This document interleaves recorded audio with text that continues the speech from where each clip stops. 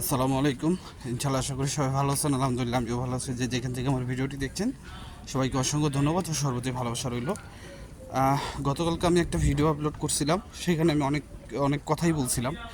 তো আমি আজকে আপনাদের ছোট করে কিছু কথা বলতে চাই ইতালির ফ্লোসি নিয়ে, ভিএফএস গ্লোবাল নিয়ে এবং সুই নিয়ে। তো আপনারা অবশ্যই একটুখানি ভিডিওটা দেখার পুরোটা দেখার চেষ্টা করুন ইনশাআল্লাহ।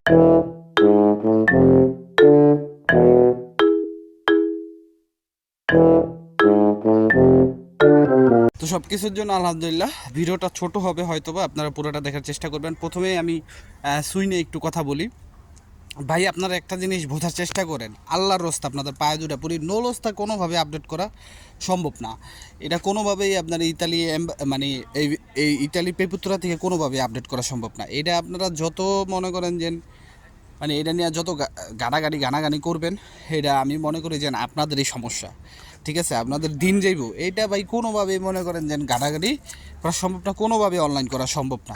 শুধুমাত্র যাদের নামের ভুল ছিল, শুধু ঠিকানার ভুল ছিল, মানে যদি কোনো ভুল থেকে থাকে সেটা জাস্ট নলস্তা সংশোধন করে দেবে পেরপুত্তরা থেকে। এছাড়া আপনারা নলস্তা কোনোভাবে এখানে কিছু করতে পারবে না, সেটা ফ্যামিলি বিষয় হোক, কাজের বিষয় হোক।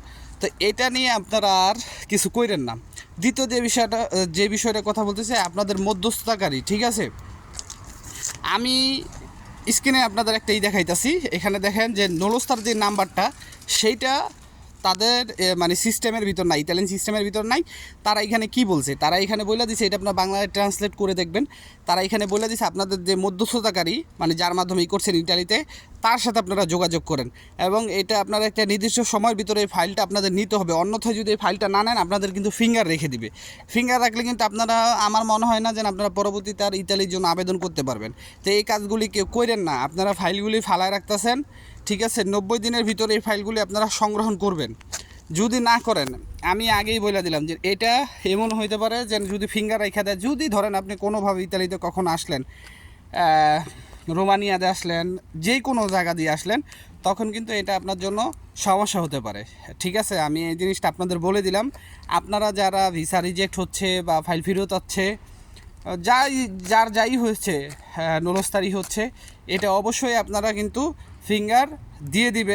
ফিঙ্গারের পর্যন্ত যেন না যায়, আপনারা তৎক্ষণাৎ আপনাদের ফাইলগুলো রিসিভ করার চেষ্টা করবেন ইনশাআল্লাহ। আগামী 30 তারিখ দলে দলে আপনারা যোগদান করবেন, এইটা হচ্ছে আপনাদের মানে আকাঙ্ক্ষা বা আপনাদের চাওয়া।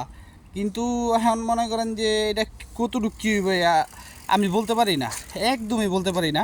30 তারিখ আসুক, কারণ এই পর্যন্ত 3-4বার আন্দোলন করা হয়ে গেছে, কোনো ধরনের ভালো ফলাফল আসে না। এর ভিতরে 2 মাসের কথা বললো যে শাহাবুদ্দিন পার্কে, ঠিক আছে, এখন বললো নানান ধরনের নানান কথা বললো, কিন্তু দেখা যায় যে যারা মনে করেন যে ভিতরে ঢোকে তারাই ভিসা পাওয়া যায়। কিছু মানে আছে না, গরম গরম কিছুদিন মনে করেন 10-12 দিন ভালোই যায়, তারপরে আর কি হয় মানে এটাকে খোঁজখবর থাকে না। আসলে যে ভিসা পায় সে তো মনে করেন উদ্ধার হয়ে গেল গা, আর যে বেটায় পায় না ওর জীবনটাই শেষ, বুঝছেন। তো আপনারা এই যে মানে আপডেট করা যায়, নলস্তা আপডেট করা যায়, এই বিষয়টা থেকে আপনারা বিরত থাকবেন। এটা আসলে কোনোভাবেই সম্ভব না, ঠিক আছে। আর আপনারা আপনাদের মধ্যস্থতাকারী এবং মালিককে বলেন যে পেরপুত্তরায় যোগাযোগ করতে, এটা ছাড়া আপনাদের আর কোনো ধরনের উপায় নাই, ঠিক আছে। এই বিষয়গুলোই আপনাদের করতে হবে।